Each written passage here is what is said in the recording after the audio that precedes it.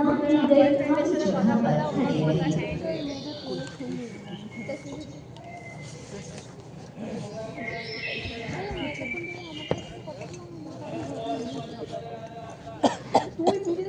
উজ্জ্বলা আমার কাছে এই কথা বলছিলাম ফ্রেন্ড আমার স্টেজ ক্র্যাশ আছে আমাদের मानव जाति हमेशा अपने बारे में सवाल करती रही है।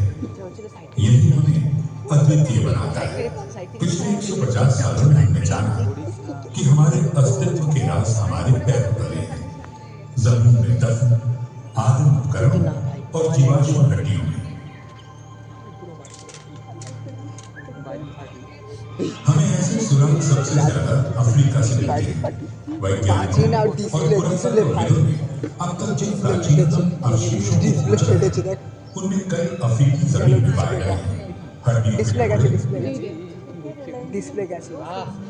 खोपड़ी के हिस्से, आदिम उपकरणों के आकार वाले पत्थर, कि मानव समान विशेषताओं वाले प्राणी सबसे पहले अफ्रीका में ही रहते थे। बाबू देखे बोलो हम मानव समाज का उत्खनन और उससे प्राप्त वस्तुओं के विश्लेषण के जरिए करते हैं। हाल में विज्ञान की प्रगति ने हमारे विश्लेषण को मदद की है।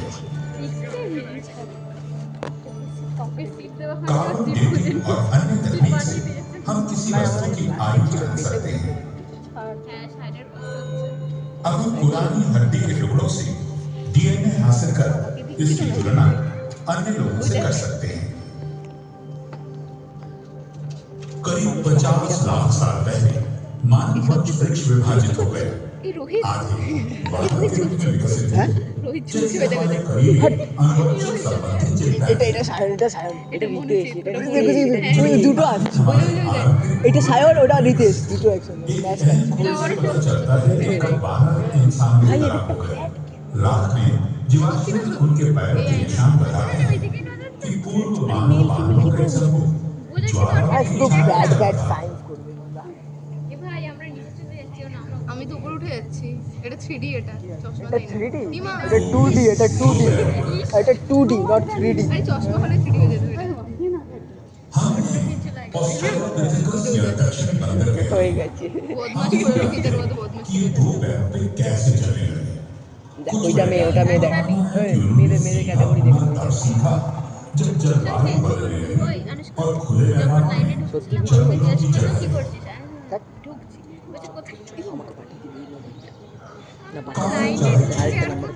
चार पैरों की तुलना में 2 पैरों पर खड़े होने के कई फायदे थे।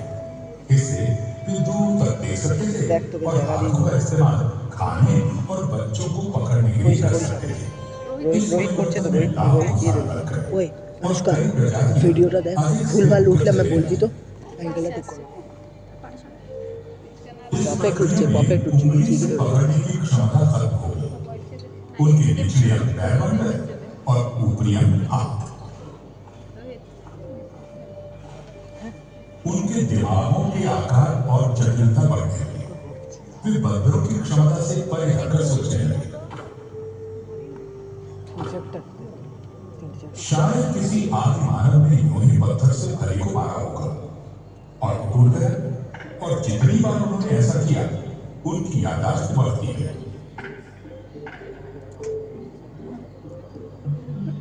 कुछ समय बाद उन्होंने पत्थरों को ही तोड़ना शुरू किया और उन्हें नुकीला बनाया ताकि उनका इस्तेमाल हरी तोड़ने के साथ साथ मांस काटने में भी हो सके। हम इन्हें होमो कहते हैं। उन्हें नए औजारों से अन्य जानवरों द्वारा छोड़े गए मांस को काटने में मदद मिली। मांस खाने से उन्हें अधिक प्रोटीन मिलेगा। कुछ विशेषज्ञों का मानना है कि इस कारण उनके मस्तिष्क के आकार बढ़ गए। उनकी ताकत बेशक कम नहीं हुई, मगर वे परिस्थितियों से अनुकूल होने में वानरों से अधिक सक्षम थे और वे अफ्रीकी जंगल वाले इलाकों से बाहर जाने लगे। आदि मानव को तलाश में वहां जाना पड़ता था जहां अन्य शिकारी थे। लगभग 20 लाख साल पहले होमो की एक नई प्रजाति उभरने लगी। होमो इरेक्टस सीधे खड़े होकर दूर तक चल सकते थे, पर इस प्रकार खतरों बहुत नीचे। मध्य पूर्व और एशिया में पाए गए जीवाश्मों से पता चलता है कि इस प्रक्रिया में वे अफ्रीका से बाहर फैलने लगे। जैसे जैसे वे नई जगहों पर गए उन्होंने नए हुनर सीखे, उनके औजार बेहतर हुए जिनसे उन्हें मांस काटने में मदद मिली। अधिक धूप वाले खुले वातावरण में उनके बाल कम घने होने लगे। शिकार तक तुरंत पहुंचने के लिए उन्होंने दौड़ना सीख लिया। शरीर को ठंडा रखने के लिए उन्हें पसीने आने लगे क्योंकि उनमें अन्य जानवरों की तुलना में ज्यादा ग्रंथियां थी। कुछ साक्ष्यों के अनुसार शायद वे आग का इस्तेमाल भी करते थे और उनके दिमाग बढ़ते हुए लगभग आज के हमारे मस्तिष्क के आकार के हो गए। लगभग 7 लाख साल पहले अफ्रीका में एक नया समूह विकसित हुआ जिसे हम होमो हाइडेलबर्गेंसिस या हाइडेलबर्ग मैन कहते हैं। उनके शरीर अधिक बड़े और मांसपेशियों वाले थे ताकि वे विभिन्न जलवायु में रह सकें। अब वे सिर्फ मरे हुए जानवर ही नहीं खाते थे बल्कि खुद भी शिकार करने लगे। मामूली औजारों की जगह हाथ की कुल्हाड़ियों में ले ली। वे पत्थर की नुकीली नोक और धारदार चाकू बनाना जान गए और शायद लकड़ी के भाले की। एवोल्यूशन यानी कूद विकास की प्रक्रिया पहले की तरह जारी रही। हजारों सैकड़ों सालों के दौरान हमारे पूर्वज अफ्रीका के बाहर और एशिया में फैले। होमो हाइडेलबर्गेंसिस से कई नई संबंधित प्रजातियां विकसित हुई। उनकी शारीरिक विशेषताएं एक समान थी लेकिन उनमें से कोई भी आधुनिक मानव की तरह नहीं था। इन प्रजातियों में हम सबसे ज्यादा होमो निएंडरथालेंसिस यानी निएंडरथॉल के बारे में जानते हैं जो हमारे सबसे करीबी विलुप्त रिश्तेदार हैं। उनके शरीर छोटे और कटीले और वे ठंड सह सकते थे। उनके कंधे चौड़े, हाथ छोटे और नाक काफी बड़े थे। वे आधे पोशाक पहनते थे। वे पहले से बेहतर औजारों का इस्तेमाल करते थे और पत्थर काटने से पहले औजार का आकार तय कर लेते थे। वे शायद किसी आदिम भाषा में बातचीत करते थे और सबसे महत्वपूर्ण बात ये कि उन्होंने आग जलाना और उसका इस्तेमाल करना सीख लिया था। हमारे पास निएंडरथॉल के समय के पुरातत्व प्रमाण ज्यादा है। निएंडरथॉल की जीवाश्म हड्डियों के फ्रैक्चर और जख्मों से हमें पता चलता है कि इनके जीवन मुश्किल रहे थे। लेकिन ऐसे भी उदाहरण हैं जिनसे पता चलता है कि उनकी उम्र लंबी भी हुआ करती थी। निएंडरथॉल और उनसे संबंधित प्रजातियों का लाखों साल तक अफ्रीका के बाहर दबदबा था। यूरोप से इंडोनेशिया तक अलग अलग वातावरण को सहते हुए सफलतापूर्वक रह सकते थे। लगभग 7,000 साल पहले अफ्रीका में विकसित एक नई प्रजाति बाहर फैल गई। ये पहले आधुनिक मानव थे जिन्हें हम होमो सैपियंस कहते हैं। कुछ समय तक ये विभिन्न प्रजातियां साथ साथ रहीं। हमारे पास साक्ष्य है कि वे संकरित थे और विचारों का आदान प्रदान करते थे, जैसे गहने बनाने और इन्हें पहनने के तरीकों के बारे में। उन्होंने पोशाक के लिए जानवर की खाल का इस्तेमाल किया। फिर निएंडरथॉल लुप्त होने लगे, शायद इसलिए क्योंकि उनके मांसपेशियों वाले शरीरों को जरूरत पड़ती थी अधिक भोजन की। आधुनिक मनुष्य लंबे लेकिन कम वजन के थे। उनके बच्चे देर से व्यस्त होते थे, इससे उन्हें विकसित होने और सीखने के लिए ज्यादा समय मिलता था। उनमें चिंतन की क्षमता आ गई थी। वे निएंडरथॉल की तुलना में बेहतर तरीके से शिकार और भोजन इकट्ठा कर सकते थे। उन्होंने हैंडल युक्त औजार, बेहतर भाले, छेद वाली सुई, हाथों और गहने बनाए। वे ठंडे मौसम में अनुकूल कपड़े पहनने लगे और पहली बार जूते का इस्तेमाल नहीं किया। उन्होंने प्रजनन के प्रतीक में महिलाओं की मूर्तियों की नक्काशी की, गुफाओं में चित्र बनाए और हाथी के दांतों या चिड़ियों की हड्डियों से बांसुरी बनाई। उन्होंने आग का अधिकतम प्रयोग और नियंत्रण करना सीखा। आदिम चूहों के पुरातात्विक खोजों से हमें पता चलता है कि वे पारिवारिक समूह में रहते थे। आग आपस में मौजूद रहते थे।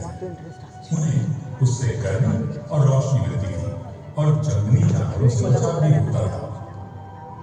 उन्होंने ऐसी स्थितियां बनाई ताकि वे अपनी दुनिया के बारे में ज्यादा जान सकें। जीवन के बाद क्या होता है, ये होमो सैपियंस के लिए बड़ा सवाल था। 1 लाख साल पहले मध्य पूर्व में साफ सफाई के लिए बड़े हुए लोगों को दफनाया जाता था। हो सकता है अन्य क्षेत्रों में मुर्दों को जलाया जाता होगा, जिस कारण पुरातत्वविदों के पास इसकी कोई सबूत नहीं है। तकरीबन 40,000 साल पहले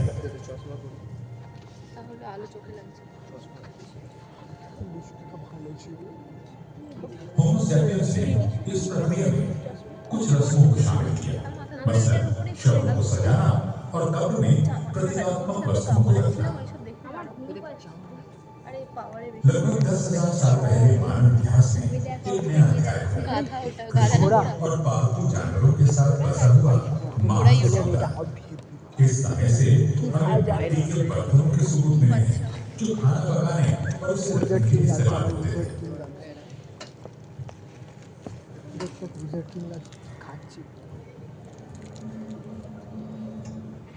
बिल्कुल वैसे ही हमें सबूत मिले बुनी हुई टोकरियों के। औजार और हथियार बनाने के लिए धातु कार्य भी प्रचलित था। मानव अपने अस्तित्व के सवालों का जवाब देने के लिए चित्रों, गीतों और लिखित शब्दों के प्राचीन रूपों का इस्तेमाल करता था। शिकारी गांव में बसने लगे और वे गांव मानव संस्कृति के उद्गम स्थल बन गए। लाखों सालों तक हमारे पूर्वजों की आबादी 10 लाख से भी कम थी। আমি আগে ঝুলে আছি আমার পুরো ওয়েটটা কোথায়